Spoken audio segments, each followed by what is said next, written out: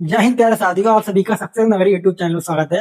मैं जावेद सर आपको पढ़ा रहा था रीजनिंग, और रीजनिंग में मैंने पढ़ाया था आपको सिलोजिज्म, जिसको कहते हैं हम न्याय निगमन। उसका लेक्चर नंबर 1 हो चुका था और आज है लेक्चर नंबर 2। और मैंने आपको दिया था कुछ होमवर्क में दिया था क्वेश्चन, और उसका दिया था आपके लिए कि आप इसका कमेंट में आंसर दें। तो किसी ने भी इसका जवाब नहीं दिया। आइए मैं इसका जवाब आपको बताता हूँ क्या होगा इसका आंसर। सॉल्व करते हैं। पहला कथन दे रखा है इन्होंने हमें, सभी महासागर समुद्र तट हैं। सभी महासागर समुद्र तट हैं। दूसरा दे रखा है कुछ नदियां महासागर हैं। तो मैंने सिखाया था आपको कि हम जो इसका सॉल्यूशन करेंगे वो करेंगे हम वेन डायग्राम मेथड। तो आइए पहले हम इसका वेन डायग्राम बनाते हैं। सभी महासागर, हम पहले बनाएंगे महासागर, ये बन गए महासागर। और सभी महासागर किसके अंदर है? समुद्र तट। तो ये हमने बना दिया समुद्र तट। तो ये सारे महासागर किस में आ गए? समुद्र तट में आ गए। अब कुछ नदियां महासागर हैं। तो जो नदियां हैं हमारी वो क्या है? महासागर। कुछ नदियां क्या है? महासागर है। ये बन गया हमारा डायग्राम। अब हम करते हैं कंक्लूजन पर डिस्कशन। ये कह रहा है कुछ नदियां समुद्र तट है। तो ये देखिए कि हमें समुद्र तट और नदियों के बीच इंफॉर्मेशन मिल रही है या नहीं। इंफॉर्मेशन मिलती है दो तरीके से, एक होगी डायरेक्टली इंफॉर्मेशन और एक होती है इनडायरेक्टली। इनडायरेक्टली का मतलब ये हो गया जो हमारे कथन से छुपी हुई है, जो कथन में इंफॉर्मेशन नहीं दे रखी लेकिन वो क्या है? छुपी हुई है, क्लोज है। अब कुछ नदियां समुद्र तट, नदियों का रिलेशन किसके साथ है? महासागर के साथ। और महासागर का रिलेशन है समुद्र तट के साथ। तो महासागर किसके अंदर है? समुद्र तट के साथ। नदियां किससे रिलेशन बना रही है? महासागर से। तो इसका मतलब जो कुछ नदियां हैं, कुछ नदियां जो महासागर हैं वो किस में आएंगी? समुद्र तट में। तो इसका मतलब जो कुछ नदियां हैं वो समुद्र तट है। इसका मतलब पहला कथन सही है। दूसरा, सभी महासागर नदियां हैं। क्या महासागर के और समुद्र के बीच क्या रिलेशन है? महासागर क्या है? समुद्र है। अब ये क्या है? सभी महासागर नदियां, नहीं, ये हो गया गलत। क्योंकि यहाँ दे रखा है कि कुछ नदियां महासागर हैं। तो कुछ नदियां हमारी महासागर हैं, तो कुछ महासागर भी क्या होंगे? नदियां होंगी। ये जो एरिया दे रखा है ये वाला, ये होगा। तो ये हो गया गलत। कथन हमारा 2 क्या हो गया? गलत हो गया। तो यहाँ पे ओनली 1 फॉलो करता है। Conclusion number 1, only 1 follow. कथन 1 अनुसरण करता है। आइए आगे चलते हैं और क्वेश्चन लेते हैं।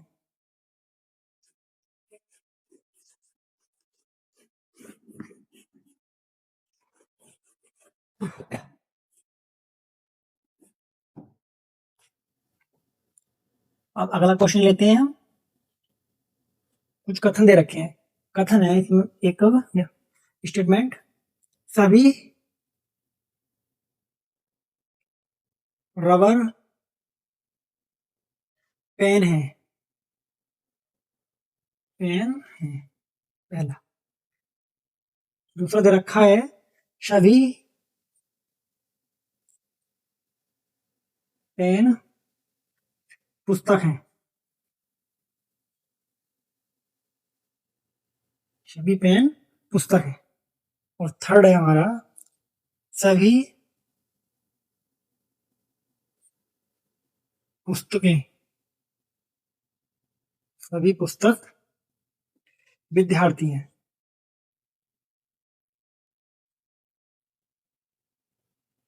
विद्यार्थी हैं। निष्कर्ष में दे रखा है हमें, जिसका नंबर 1 कह रहा है सभी रबर विद्यार्थी हैं।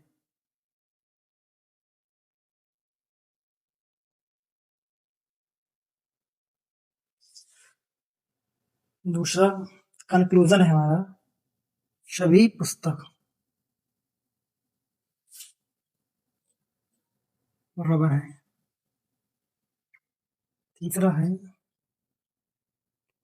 कुछ पेन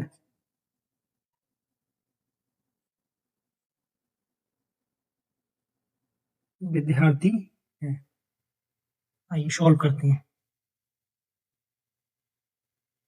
फिर सबसे पहले हम करते हैं जो स्टेटमेंट दे रखे हैं कथन, उनको क्या करेंगे, हम रीड करेंगे केयरफुली।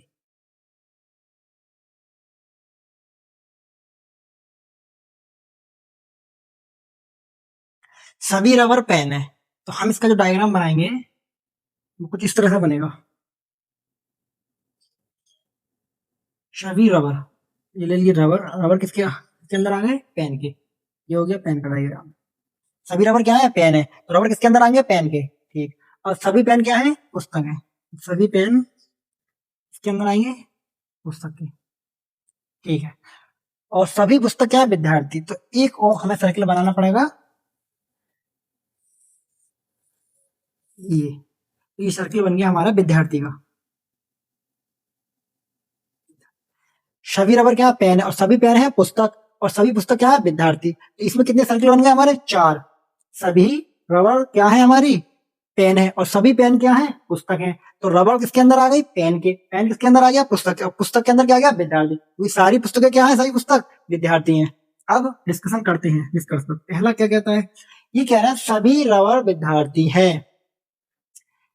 रबर पेन मतलब, तो इसके अंदर आ गया, तो इसका मतलब जो रबर है वो क्या होंगे, विद्यार्थी होंगे, क्योंकि हम अंदर से बाहर की तरफ जा रहे हैं। जब अंदर से बाहर की तरफ जाएंगे तो ऑल हमारा क्या होगा, राइट होगा। जब ये सभी है, ये सब क्या है, और ये सब क्या है, विद्यार्थी। तो जितने भी हमारे रबर हैं वो क्या होंगे, विद्यार्थी होंगे। तो पहला वाला हमारा निष्कर्ष सही होता है। दूसरे की जांच करते हैं, सभी पुस्तक रबर है, सभी पुस्तक क्या है, रबर है। लेकिन अब हम क्या है, पुस्तक से हम जा रहे हैं किसकी तरफ, रबर की तरफ। मतलब हम बाहर से जा रहे हैं अंदर की तरफ। जब हम बाहर से अंदर की तरफ जाते हैं तो रिलेशन निकलता है कुछ का। और ये कह रहे हैं यहाँ पर सभी पुस्तक रबर है, तो सेकंड वाला हो गया हमारा गलत। अब हम जांच करते हैं थर्ड की, कुछ पेन विद्यार्थी है, कुछ पेन विद्यार्थी। जब हमारे सभी पेन क्या है, पुस्तक हैं, और सभी पुस्तक क्या है, विद्यार्थी हैं। जब ऑल है तो कुछ भी ऑटोमेटिकली हमारे पास मौजूद होंगे। तो कुछ पेन विद्यार्थी हैं, तो ये वाला भी कंक्लूजन सही है। तो हमारा ये आंसर होगा conclusion first and third are follow. मतलब निकल के ये आता है कि निष्कर्ष 1 और 3 हमारा अनुसरण करते हैं। आइए दोबारा समझाते हैं।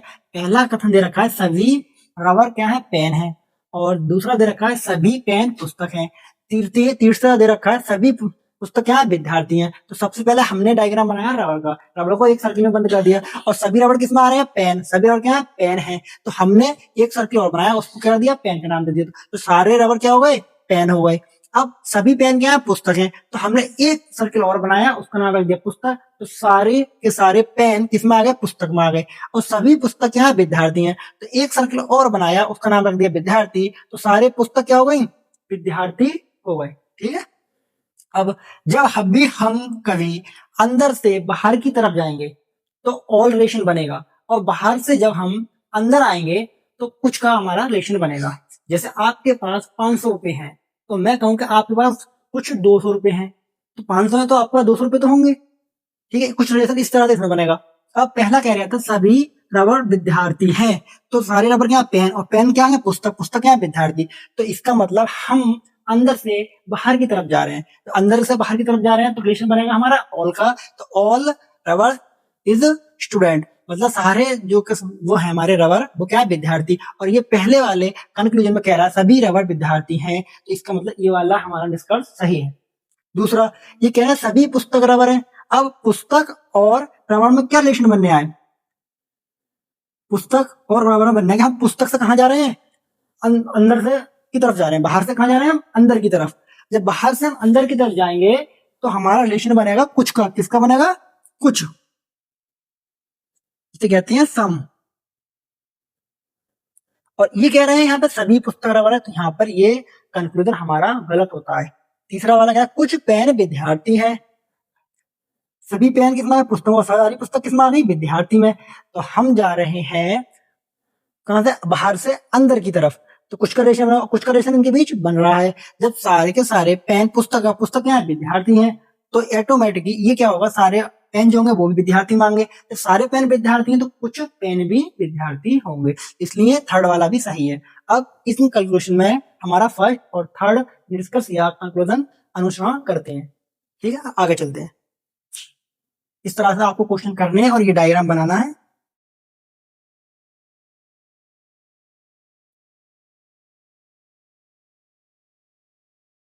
बाकी ये निष्कर्ष सही है, अब इसका हमको बताना है। ऑप्शन ए है कोई अनुसरण नहीं करता।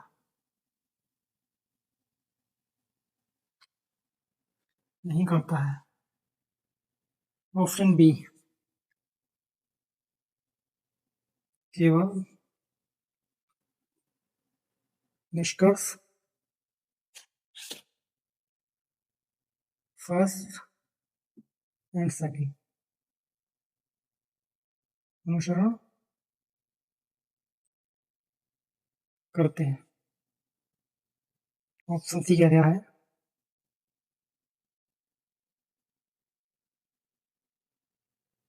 केवल निष्कर्ष दो अनुसरण करता है।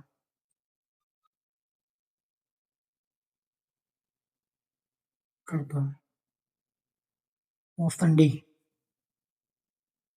केवल निष्कर्ष फर्स्ट अनुसरण करता है।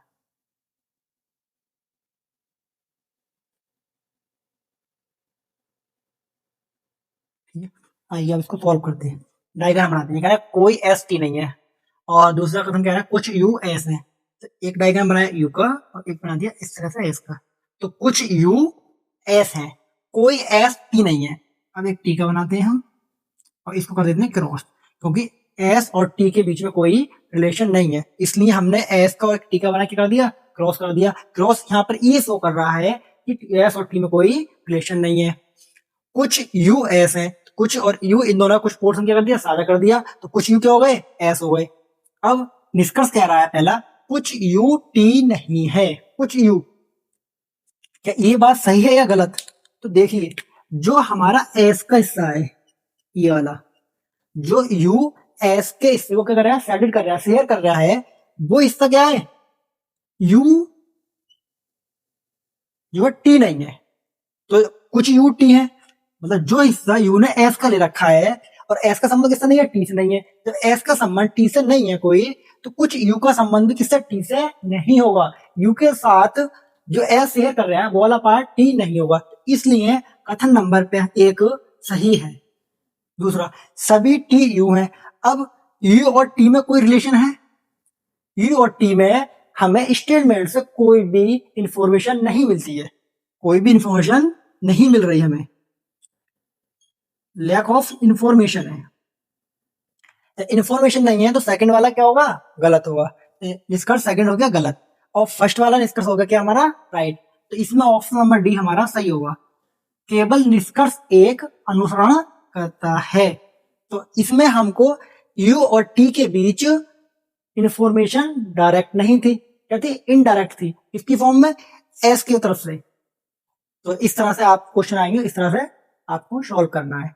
और आज की क्लास में बस इतना ही, अब मिलेंगे नेक्स्ट क्लास में। जय हिंद।